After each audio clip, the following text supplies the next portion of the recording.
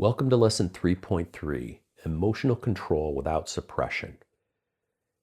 In the past two lessons, you've learned how to regulate your nervous system in real time and how to show up composed during high-pressure meetings and deadlines. Now we explore the emotional layer of composure. Because leadership doesn't require you to be emotionless, it requires you to be emotionally intelligent. There's a myth in executive culture that says, if you want to be respected, you can't show emotion. That's completely false. What erodes credibility isn't emotion, it's emotional reactivity. What builds trust is emotional command, the ability to feel something but not be driven by it. Suppression is not control. In fact, suppression is one of the most dangerous strategies a leader can use. When you push emotion down rather than process it, you create three performance risks. 1. Leakage. Emotion still shows up in body, language, energy, or tone. 2, distancing. You become disconnected, cold, or hard to read. And 3, delayed escalation.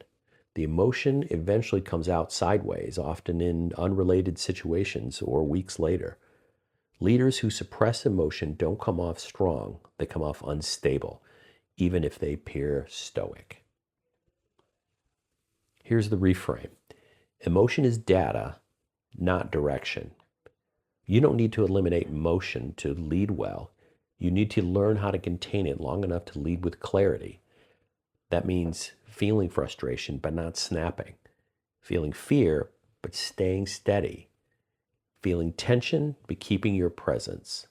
Emotion is part of your leadership, but it's not the driver of your decisions. The difference is subtle, but it's powerful. Let's break down the mechanics. The stress emotion loop follows this pattern. Trigger, something happens, a conflict, delay, or a challenge. Emotion, you feel something, anger, anxiety, or defensiveness. Narrative, your mind makes meaning. They don't respect me, I'm losing control. And behavior, you act, often with a sharper tone or withdrawal or escalation. Emotional control starts by intervening between emotion and narrative.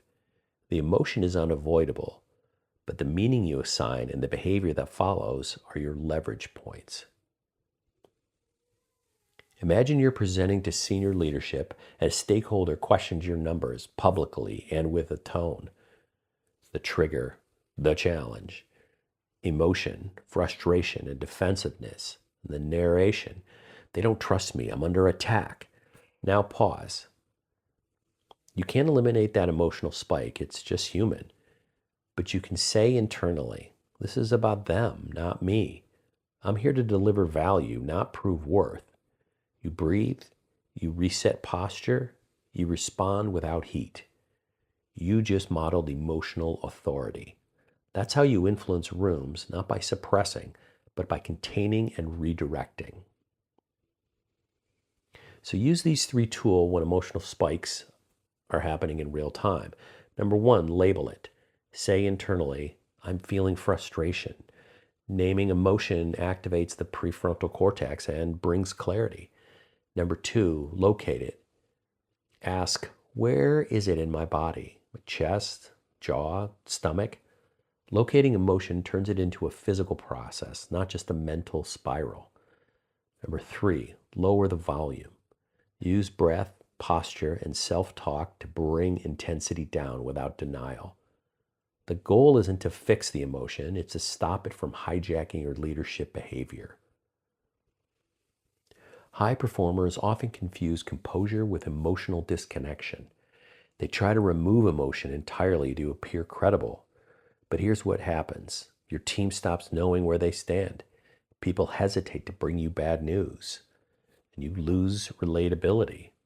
Emotional intelligence isn't about removing emotion. It's about demonstrating that you're aware of it, in control of it, and not governed by it. That's what earns trust. Not stoicism, but stability.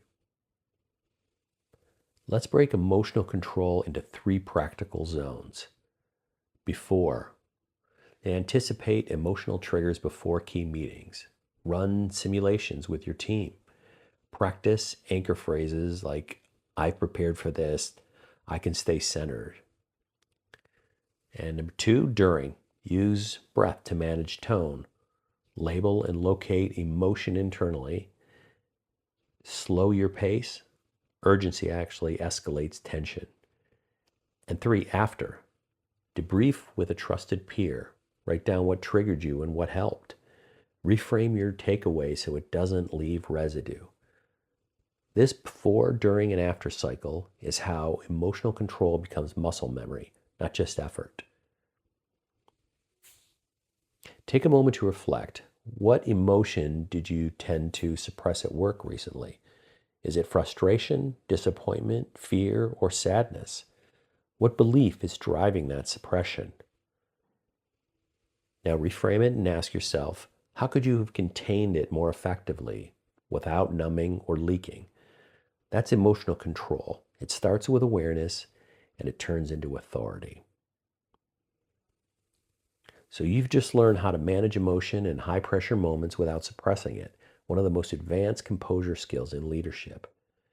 In the next and final lesson of this module, we'll cover how to quickly recover after intense situations without carrying that stress into the next meeting, decision, or conversation. You'll learn how to build fast, repeatable reset routines that keep your mind clear and your leadership sharp. I'll see you in lesson 3.4.